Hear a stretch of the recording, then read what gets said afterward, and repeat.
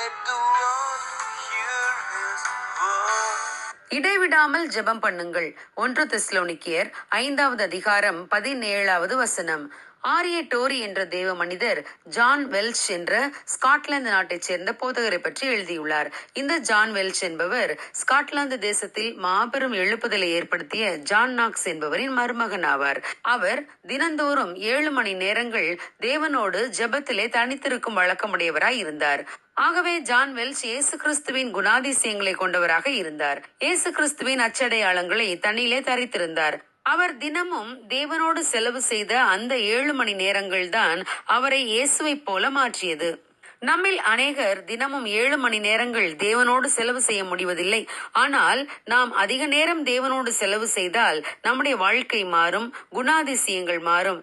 நாம் பரிசுத்த தேவனோடு நேரம் செலவு செய்ய நாமும் பரிசுத்தராய் மாறுவோம். அதற்கான விலைக்கிரயம் ஜெபத்தில் நாம் நேரத்தை கொடுப்பதுதான். மோசே 40 நாட்கள் இரவும் பகலும் தேவனோடு தனித்திருந்தார். 40 நாட்கள் கழித்து அவர் சீனாய் மலையில் இருந்து கீழே இறங்கிய போது அவருடைய முகம் பிரகாசித்தது. அது அவருக்கே தெரியவில்லை. அவருடைய முகத்தை ஜனங்களால் பார்க்க முடியவில்லை. அந்த அளவுக்கு அவருடைய முகம் பிரகாசித்தது. எனவே அவர் ஜனங்களோடு பேசிய போது தன்னுடைய முகத்தை முக்காடு போட வேண்டியதாயிற்று. அதே போல இயேசு கிறிஸ்துவும் அதிகாலையில் தேவனோடு நேரம் செலவு செய்தார். அந்த நேரத்தில் தான் பிதாவாகிய தேவன் தமது சித்தத்தை தமது குமாரனாகிய இயேசு கிறிஸ்துவுக்கு வெளிப்படுத்தினார். ஊழிய திட்டத்தை கொடுத்தார். பிதா செய்யும்படி சொன்னதை தவிர குமாரனாகிய இயேசு தாமே தனியாக எதையும் செய்யவில்லை. எனவே இயேசு கிறிஸ்துவை யாராலும் குற்றம் சாட்ட முடியவில்லை. ஆம் பிரியமானவர்களே, ஜெபம் நம்மை பரிசுத்தவான்களாக மாற்றும், வல்லமை உள்ளவர்களாகவும் மாற்றும். நம் தலைமுறையிலே ஜனங்களுக்கு இயேசுவை வெளிப்படுத்த தேவனோடு ஜெபத்திலே தனித்திருக்கும் ஜெப வீரர்கள் தேவை.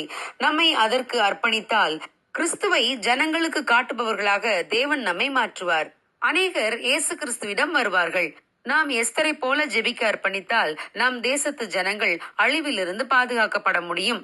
ஆதி அப்போஸ்தலர் காலத்திலே விசுவாசிகள் ஜெபித்ததை போல ஜெபிக்க நம்மை அர்ப்பணித்தால் தேவன் இன்றும் பேதுருவை போலவும் பவுலை போலவும் பல ஊழியர்களை எழுப்புவார். அவர்கள் மூலம் தேவன் தம்முடைய வார்த்தைகளை தருவார்.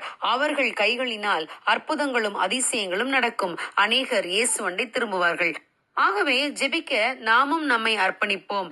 நம் தேசத்து ஜனங்கள் தேவனை காணட்டும். God bless you. Have a good day.